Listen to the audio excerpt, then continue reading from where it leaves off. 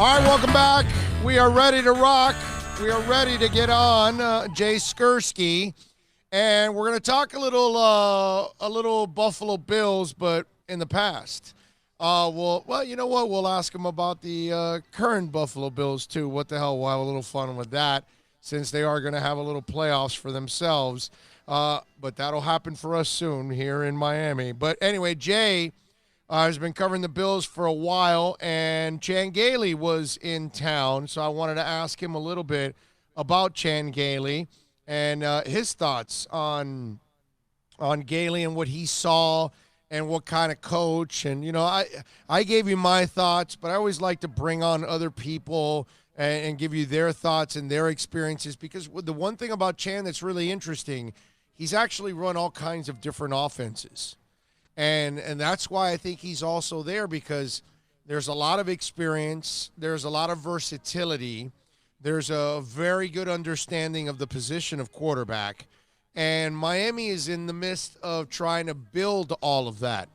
And if you're not going to be able to get a young, established offensive coordinator, and you're going to put one in place that maybe is not experienced, this is when you bring in a Chan Gailey to kind of add that kind of experience. So that's why I kind of find it interesting, and we'll talk to Jay Skursky about that now here on the program, since he's been covering the Bills for a long, long time here. Do we have him?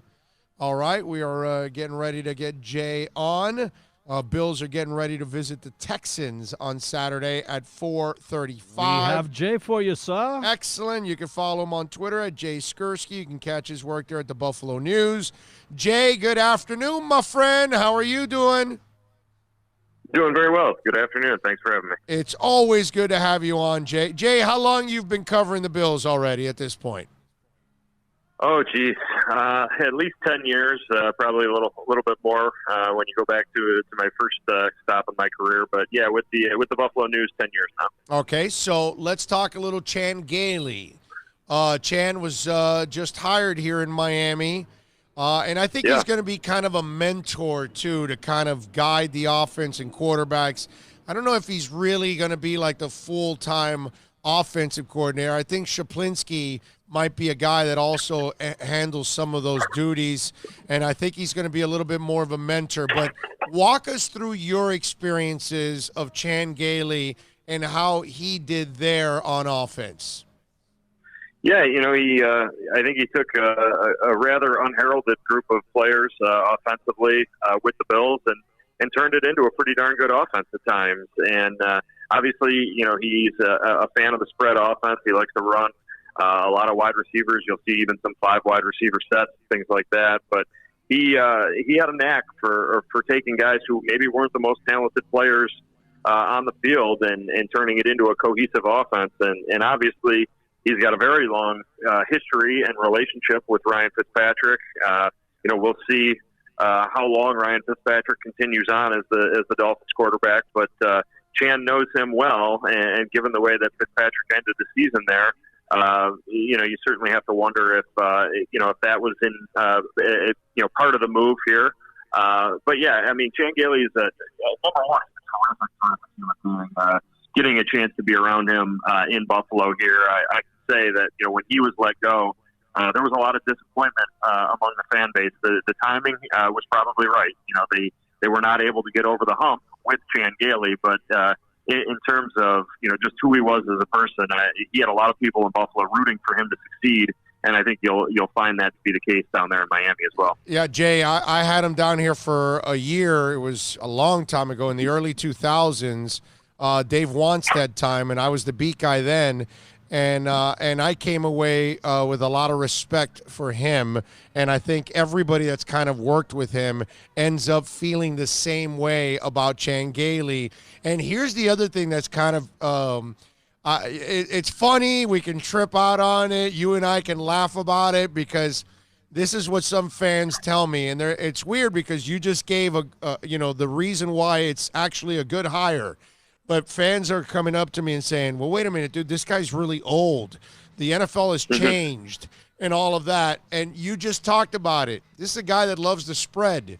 he was actually doing stuff maybe more ahead of where the NFL is now. So actually, Chan fits more of what they're doing now in the NFL on a general basis than ever.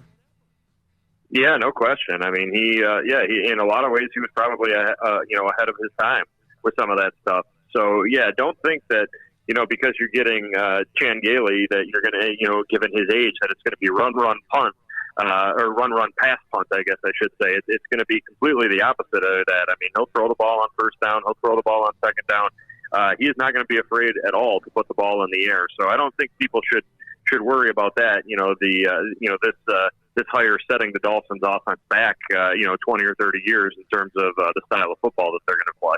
I'm with you there. Jay Skursky, by the way, you can follow him on Twitter at Jay Skursky. You can catch his work there at the Buffalo News.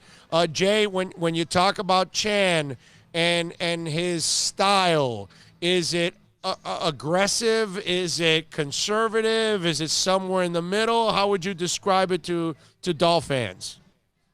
Yeah, I'd say it's somewhere in the middle. I mean, he's I always fall more on the aggressive side of the coin. I prefer to see NFL coaches be a little bit more aggressive, but we just know for whatever reason that's not exactly their style, right? And they're conservative by nature, but I would not consider Chan Gailey to be conservative by any stretch. I do think, as I said before, that he is going to be aggressive, particularly when it comes to throwing the football. And to me, it'll be pretty interesting. Obviously, I think most people are expecting Miami to be heavily invested in the quarterback class coming up, and what that could mean for them. But I'm particularly interested to see if they kind of get the band back together, if you will, with Ryan Fitzpatrick and Chan.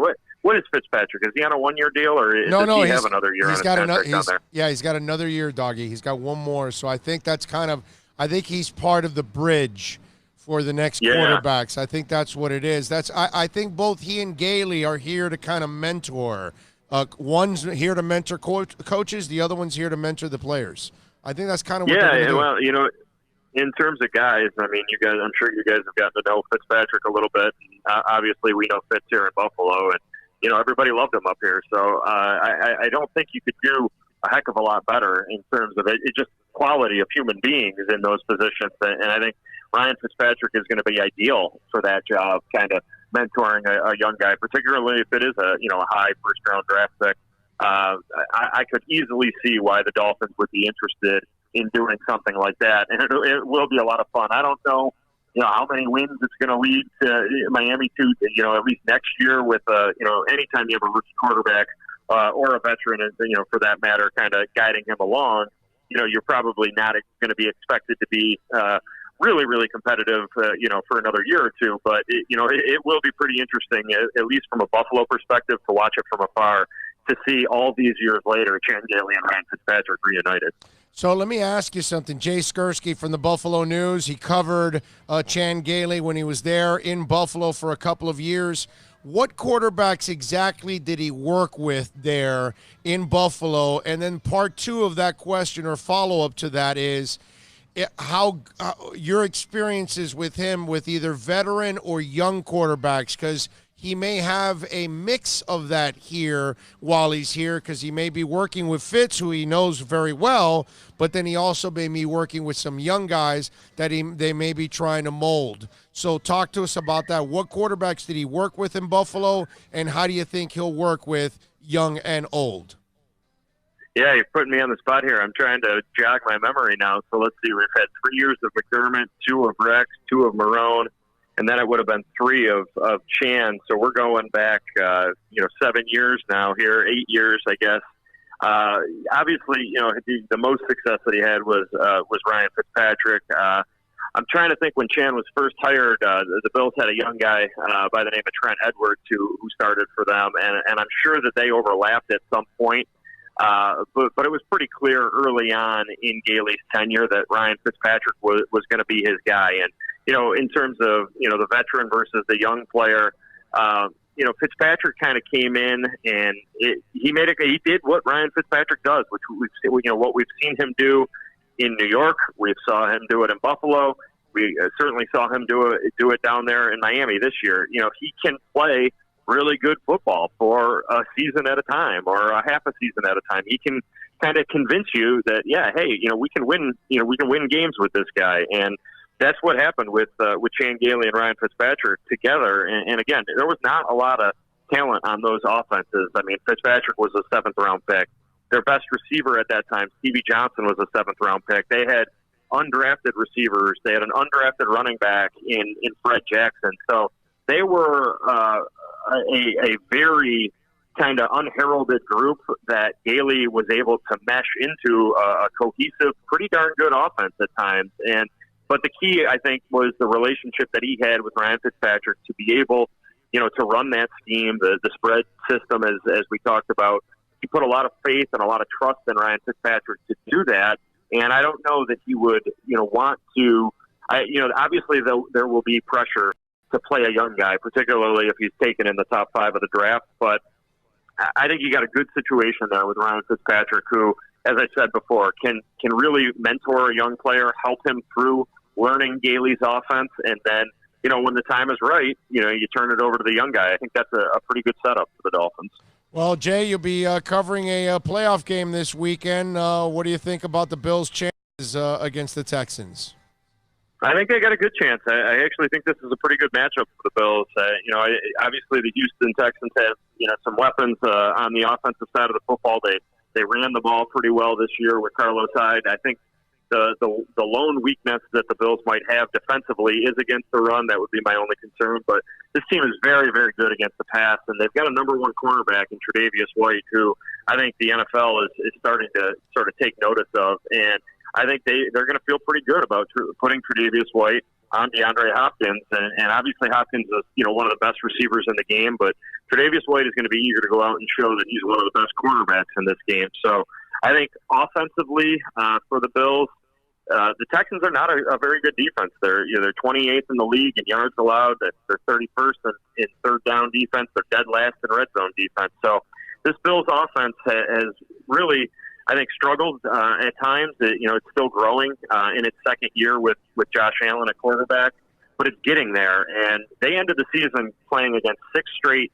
top 10 defenses. Well, now they go into the playoffs and they get the 28th ranked defense. So I think we're going to see this Bills offense sort of break out here a little bit against this Texans team. And if the Bills defense can do what it's done pretty much all season, I really do like the Bills' chances of pulling what I would consider to be a mild upset. I mean, you look at the point spread right now, it's 3.5. So, people are expecting a pretty close game. I think I see that too, but I feel very good about the Bills' chances of going and getting a road playoff win this week. Jay, one more thing before I let you go. Where are you with Josh Allen? Because he looks like a cool kid, obviously plays his ass off. I still don't believe that he knows where that arm is going at times, and the accuracy is something that I know he's improved in certain areas, but there are moments that it will leave you scratching your head, and I just don't believe you'll be able to always count on that arm, especially in key moments. Tell me where I'm wrong.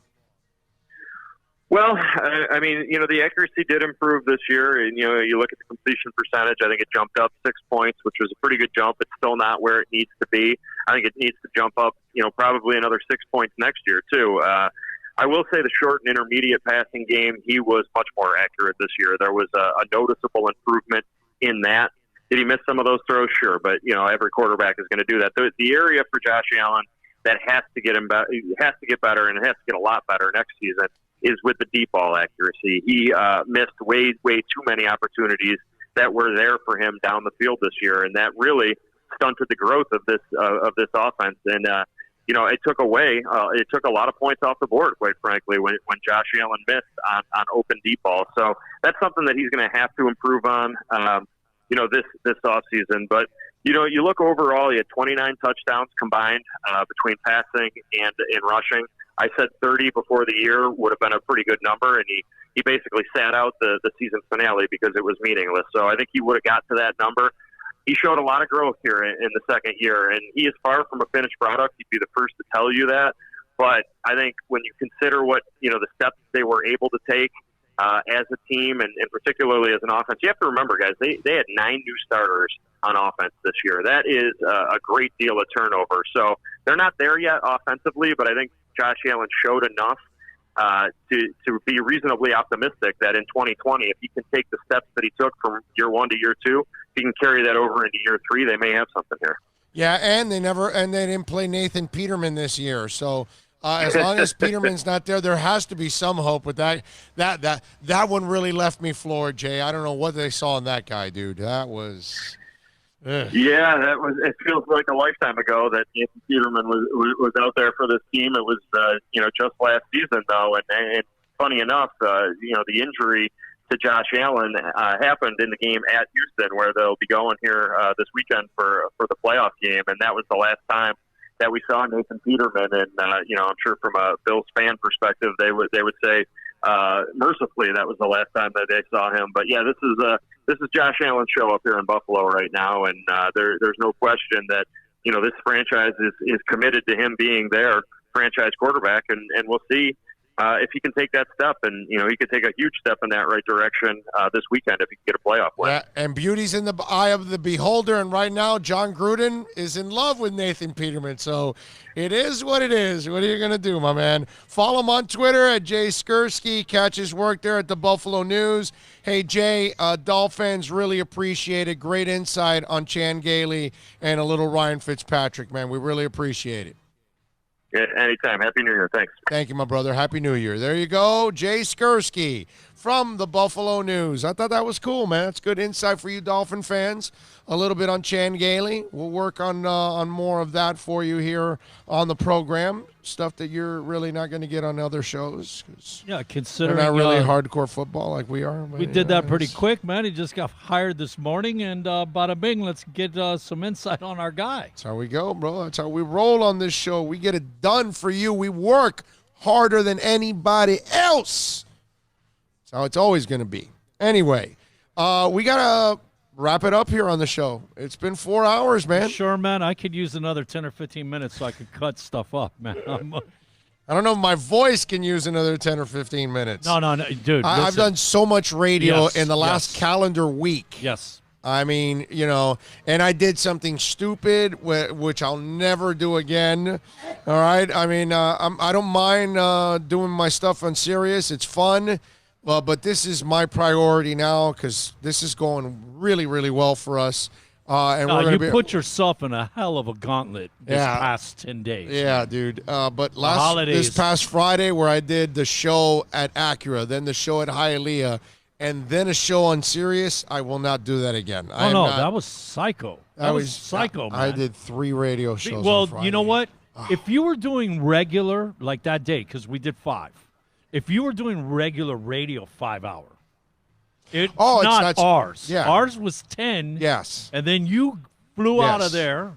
Yes. And then went home, took a nap, and then get back on the air 2 hours later to do another 3. Yeah, because every hour, if you look at our hours, you'll get 50-something, close to an hour. I think the first hour is well over an hour already. So, brother, you did 77 minutes in a row. Right. So you're never going to get that on radio. You won't get more. You won't get 17 minutes in a row because they can't do a segment that long. You know what I mean? We just did an interview right now that interview must have lasted like 17, 18. You'll never get that. Okay. So. Manny Navarro was on for like 20-something minutes. You will never get that on local radio. Okay, so we're leaving Eli, Phillip, and Coach Spoelstra all in the bank. Yep. I got a bunch of things that we can get to. But you know what? Tomorrow I'll give you guys a small podcast with anything that, the Panthers play tonight. I don't know if the Dolphins hire anybody, whatever. Something will break, and I'll put it together for tomorrow, and we'll keep it going. And then Thursday we're back to our normal, full 4-hour fledge. So we'll get it rocking. But we'll do our best tomorrow to put something while we're at home. Just in case people haven't looked at it, there's a nice little group of games tomorrow, man. Oh, it's the first. Yeah, but I mean, we've come so accustomed to the playoff. Right. And like we all kind of go to those 3 games. Mm-hmm. But the 4 games tomorrow, man, they're all kind of interesting. Oh, yeah. It's a nice games. Yeah, no, I'm with you. No doubt about it. Look at that jacket. Yeah. Look at that jacket. Badass. 5-time national champs in the back. I love that. Yeah, that is.